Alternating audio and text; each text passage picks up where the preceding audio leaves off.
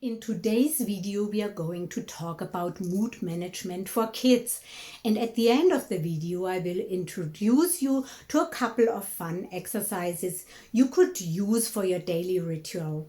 When your kids were little, you probably taught them their ABCs or how to count. You probably taught them not to hit others or take something away from their friends. But have you ever thought about teaching them how to manage their emotions, moods, attitudes? It's something that a lot of parents forget, says Dr. Laura Jaina, a spokesman for the American Academy of Pediatrics. But it's just as important as any other skill you'd pass on. Have you as a parent learned how to manage your emotions when you were a kid? Can you openly admit that very often you are pretty overwhelmed when your kids express strong emotions? Or are you even embarrassed when your kids start crying and behaving because your parents acted embarrassed and ashamed? Are you aware that if you dismiss your kids' emotions, they aren't able to release them? That denying your kids' emotions creates unhealthy coping patterns, that limiting their emotional expressions denies them the opportunity to develop emotional intelligence skills, and that stuffed emotions are going to come roaring back through negative behaviors. Let's reflect on this topic after I introduce myself to you.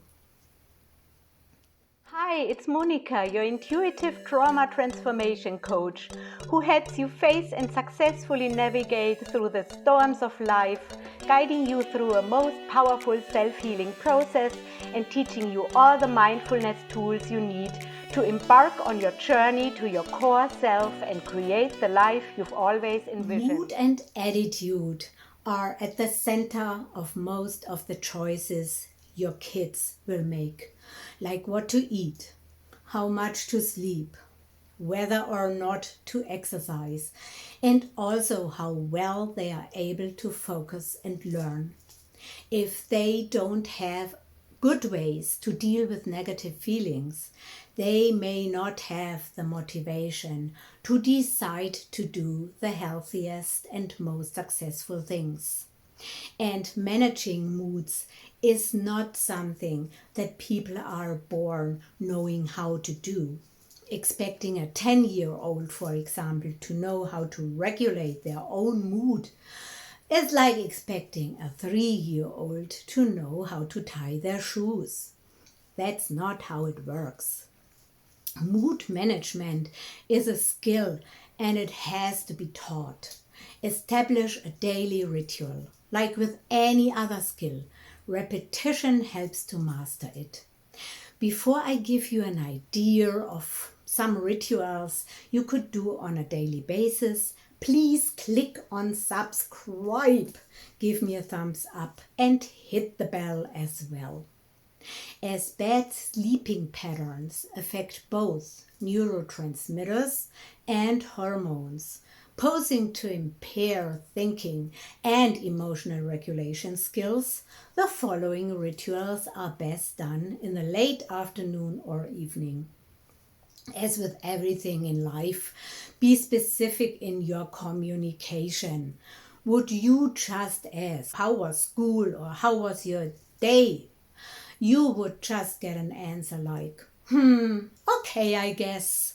Rather say, from today on, we are going to do something new and exciting for all of us. We are going to exchange thoughts on how our day has been and find out how we can help each other feel better. Ask, what was the best and what was the worst thing that happened to you today? The first time is always the hardest, right? As you might not behave naturally and it might feel a little awkward. If your kids hesitate, you've probably never shown them your own vulnerability, and then you have to start and share your best and worst experiences. Don't have any expectations so you're not disappointed. And if it's not working out, try again. Although it seems easy, it needs some practice. When talking about negative things, don't put any pressure on your kids like my parents constantly did. Never say, well, there's always a next time when you can try a little harder. Because we all give the very best we can in each and every moment, even if it doesn't look like it. There are so many programs running in the subconscious and so many generational beliefs handed down to our kids that we don't have the right to criticize and punish them if they don't meet our expectations. As we probably didn't meet our parents' expectations, and our parents probably didn't meet their parents' expectations, and so on and so on. A quote I like to tell kids I work with reads, "Life is trying things to see if they work. And if one thing doesn't work, try something else." Adapted by Ray Bradbury. Now, you can do several exercises depending on how late it is in the evening. You can go outside and together look for something in nature that makes each of you feel good. For you, it might be a flower or some flowers you want to take home and put into a bowl with water or a vase. For your kids, it might be a twisted root or a branch, etc. You could also make it a mission to find a worry stone that each of you can carry with you and touch whenever you get anxious or nervous.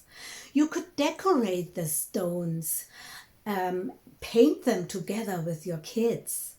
If it's too late to go outside, take out some paint and canvases and paint a picture that makes each of you really happy, that you can hang close to the bed so you can look at it anytime you feel heaviness coming over you. You could discover a new recipe for healthy cookies, call them the Good Vibe cookies, and bake them together with your kids. You could watch a movie together that all of you love and that makes you feel good and laugh. Or each of you could invent their own "I feel good" dance to a song that all of you like. That way you go to bed with a good feeling to gift you with a night of deep restorative sleep. Last but not least, don't forget about the right nutrition for your kids. Reduce artificial and regular sugar to a minimum, as they play a huge role in altering the mood of both adults and kids. Provide plenty of veggies, fruit, and nuts to cover a big spectrum of vitamins and nutrients in both raw and cooked foods. Observe what foods make your kids feel yucky, crabby, or moody, and what foods make them feel really good and energized. And finally, please let me know in the comments box below how you liked the ideas in this video, or if you use different rituals. I love to hear from you. If you know of any parents who could benefit from this video, please share it on social media. And like always, peace begins with me. Namaste, namaste. And don't forget, it's our right to break free and live our magic.